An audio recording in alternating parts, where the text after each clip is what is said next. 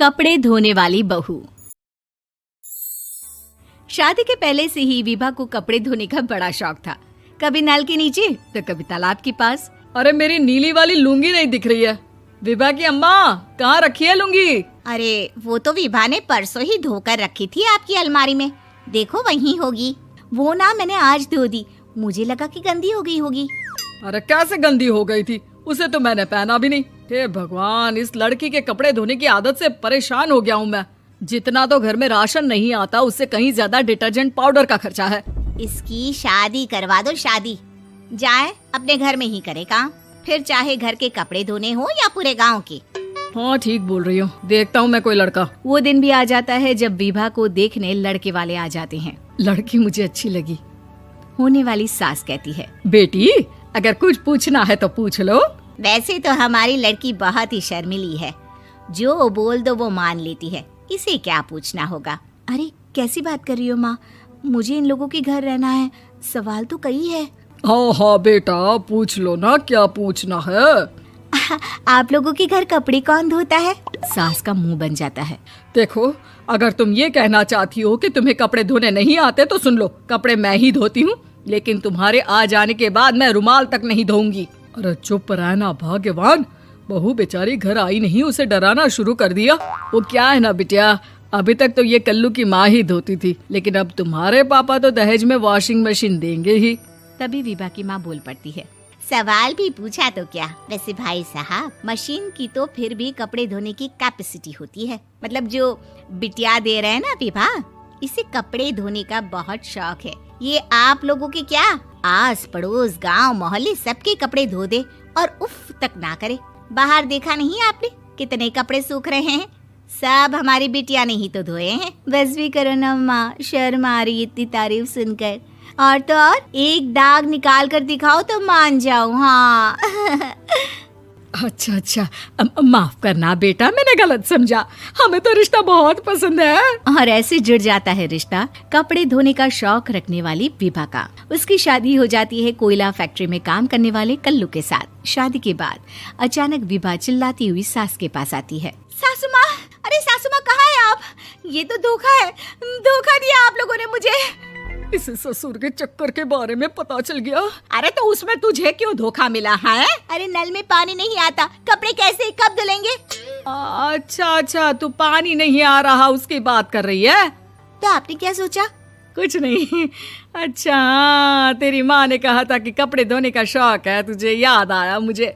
शौक बोलकर कपड़े धोने वाले मेरे जुनून को कम ना आके सासू माँ, कपड़ा धोना मेरा गुरूर है। तभी पति भी वहाँ आ जाता है। अभी मैंने इसे सनी देओल की फिल्म दिखाई है, उसी के डायलॉग मार रही है माँ। अच्छा सुन, साफ साफ बता रही हूँ, पानी सुबह 4 से 6 और शाम को 10 से 12 आता है, समझी? विभा टाइमिंग सुनकर हैरान हो जाती है। ये क्या भूतों का मोहल्ला है? सुबह 4 बजे उठकर कौन कपड़े धोता है? 4 बजे टंकी में पानी जाता है, फिर सारा दिन धोना ना, किसने मना किया?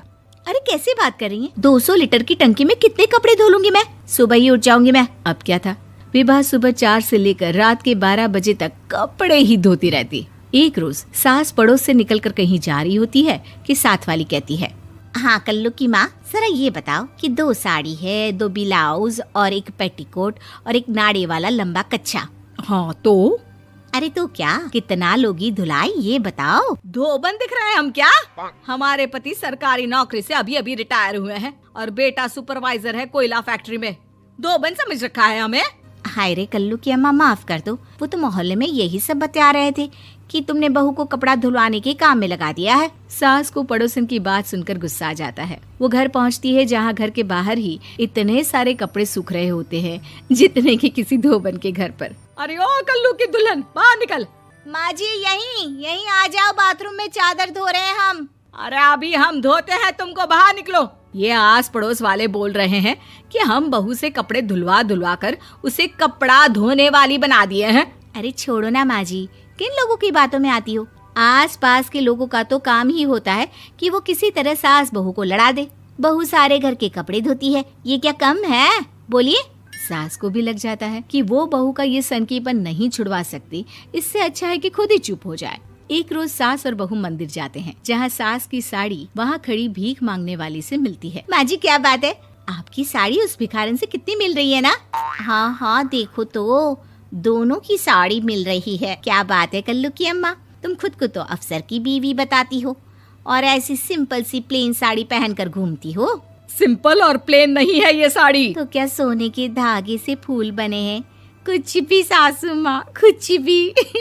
हाँ, बने थे इस साड़ी में सोने के धागे से फूल। मेरे पति लेकर आए थे मद्रास से स्पेशली मेरे लिए 10,000 की।